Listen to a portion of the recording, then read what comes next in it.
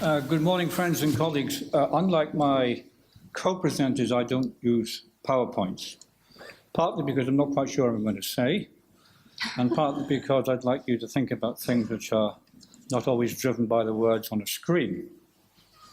Now, I think we're in interesting times. I walked down through Grafton Street yesterday, which is my first revisit to Dublin for 20 years, and my name gives you a lead that my ancestors come from West Cork. In my view, some of the finest countryside in the world, but I'll leave that for you to decide. But my name also allows me to say that I was born and brought up in Edinburgh, so I'm Scottish, despite my name. But I won't go into anything on that matter in our discussions today. But I do have what I call the Celtic look at these matters. And when I walked through Grafton Street, what struck me was it was quite like Edinburgh following a rugby match in Murrayfield. It was filled with people who were milling around in numbers which I have not seen in the centre of a city, apart from one or two major cities. And what you got with this wonderful combination of exuberance and anxiety. And I think that's a journalist impression, but it tells us a little bit about our society. That in one part of our society is full of hope and the expectation we can do better and we can engage in these challenges and make success. But there are dark shadows which don't appear at the surface. I call them the quiet shadows because they're neither seen nor heard. But they exist, and they exist because we are creating and reinforcing them without realizing what we're doing. So the message of sustainability in the modern age deals with, in my view, 5 big topics. And I'm going to raise this before I get into the UK end of things because I think they universally apply to the global picture. The first one is the future for young people and their capacities for dealing with a world of exceptionally rapid change, new institutional arrangements, different forms of communication, and completely different forms of learning. And whether we are giving our young people the opportunity to grasp those opportunities, I think is debatable, and part of what I think is a Future Earth message. But for every young person in Ireland who is around, there are people who are leaving. The next generation of taxpayers and revenue generators are disappearing from this country like they are in many other parts of Europe. And so it is an issue of significance that we are potentially losing our next generation of first-rate citizens. The second big theme is the theme of inequality, which is now a curse, very significant curse, and is drawing people into a feeling of why should I bother? I'm being manipulated, I'm being removed from effectiveness, I'm being impoverished, I'm being given less significance in the world in which I'm operating. Why should I bother? That is not a recipe for sustainability, and it's not a recipe for how we should tackle Future Earth. But the scourge of inequality, in my view, is something we're just beginning to recognize as having a cancerous effect on what we will call citizenship, consumerism, and a belief in the future, which involves something called sacrifice, however we want to define that word. The third big challenge is social cohesion. People are not happy with the change in which the world is throwing at them, and this is giving rise to political and social movements of resistance. And you can see this right across the European theatre, but it's also taking place in many other parts of the world. We need in Future Earth to address that question. The fourth one is the enormous potential damage caused by rapid urbanization, which not only gives rise to very unstable societies in these rapidly growing parts of the world, noticeably in third world poor countries, where urbanization is becoming a very significant issue indeed and likely to get more noticeable, but because it affects consuming, and it affects the way in which we take resources and affects the cost of maintaining these large city structures. And the final one is public health, which is now increasingly spreading to mental health, and is also, in my view, a part of the function of all the things we've been discussing. And public health actually reinforces itself in things like a failing of the failure of democracy, a failing of the failure of politics, a failure of the failing of community, and a failure of the failing of citizenship. So for me, the modern age of sustainability is about well-being, it's about connectedness, it's about re-engaging people with a world of hope. And it's not about planetary boundaries. These things are not relevant to people until they get to the point where they've got hope. Then you can start worrying about polar bears. But it's not the way other people address these matters right now. So in the United Kingdom, we have started a process of joining the British Academy and the Royal Society with outreach to our colleagues in the Royal Academy of Engineering and also to the Royal Academy of Medical Sciences to bring these ideas into a collective unity.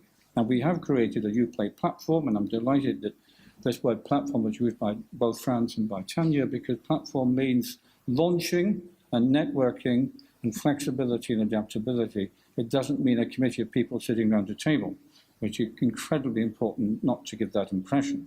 So we've started this platform, and there will be the meeting of the academic networks of that platform on the 15th of October in the British Academy, which is a Wednesday, and I've already asked Anna whether she or one of her colleagues could come and join us, because certainly we would like the Royal Irish Academy to be part of our platform.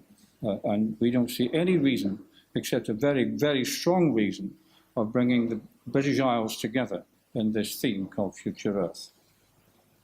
Now, let us look at what are the challenges as we see it from the UK end of these matters and also from what I think is relevant to you in the Royal Irish Academy. First of all, we want to make point that the European hub is likely to be based in the Tyndall Centre at the University of East Anglia, which is my home base. And the director of that particular programme, Andrew Watkinson, will be at this meeting on the 15th of October, so there'll be a chance for you, if you come to this, to hear how that European hub is likely to operate and how it will be funded. But the signs are that there will be some reasonably sound funding for that European hub that will come from the Commission and from a variety of national bodies as well as from the UK end. Now let me just touch on the number of things I raised in my comments about sustainability, which I think we need to address in the science community. Number one is that the outfall of the so-called climate gate debate, which very much involved me personally because I was in the School of Environmental Sciences at the time, and many of my friends were affected by this. And I won't go into the details of that, but they were rather horrifying, I tell you, for those who were exposed to these things. There's nothing worse than a person who sees himself or herself as a fundamental, good quality academic researcher being exposed to blogs where some of the words used are appallingly offensive. And you just do not know what that means to people who are completely dedicated scientists to get this kind of opening up. But what climate did, apart from all that, was it changed the dynamics of science. It made science less what I would call slightly authoritative and totalitarian, and much more listening, much more prepared to engage and to understand why people out there didn't seem to see the things in the same way. And this led to what Tanya has said and what Franz has said, that actually sustainability science is a series of conversations. It's not really a science at all of telling. It's a science of trying to understand why the people you're dealing with take the view they take and sit in the position that they sit and have a background in the way in which they see things, which give them a particular set of biases. And never underestimate the power of intuition and bias. It dominates us all 90% of the time. It shapes the way we think, the way we react, the way we have hopes, and the way we have fears. So the sustainability science of the next generation is sustainability science of actually engaging so we have a common vision, which is right in the heart of Franz's major diagram and also in the heart of Tanya's argument. That is, therefore, a quality we need to give all of our students. The quality of conversation, the quality of empathy, the quality of compassion, and the quality of willingness to listen to someone whose views you don't necessarily agree with and whose position you may not like, but whom you have to do business with in a creative way. And that means sharing and caring. These are not qualities that we teach a lot of in universities. I'm not saying it doesn't happen. It doesn't get that universality. And I'm delighted to tell you that the schools, certainly in my part of the world, Norfolk, are now creating what are called incubator scientists, people who have, at the age of 16, the capacity to be able to converse across a number of disciplines and understand about water or energy or power or waste, and give people a sense that they can be part of a process of coming to a conclusion. The second quality we're trying to give to all of our students, especially in universities and is the quality of leadership. Now, leadership doesn't mean that you dominate, it means that you allow others to lead.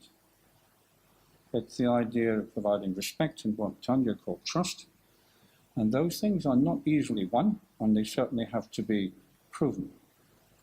And I find that the quality of leadership is something, again, we need to give to our students, and it's a central part of the Future Earth message. The third is the capacity to be adaptable in the face of all kinds of different models of learning. Because the interdisciplinarity is not about being a social scientist in relation to an engineer. It's also recognizing how to have metrics where the metrics aren't easily defined in terms of numbers and models, but in terms of creative expression. And so the creative arts, storytelling, scenarios, videos, become increasingly part of the program of learning.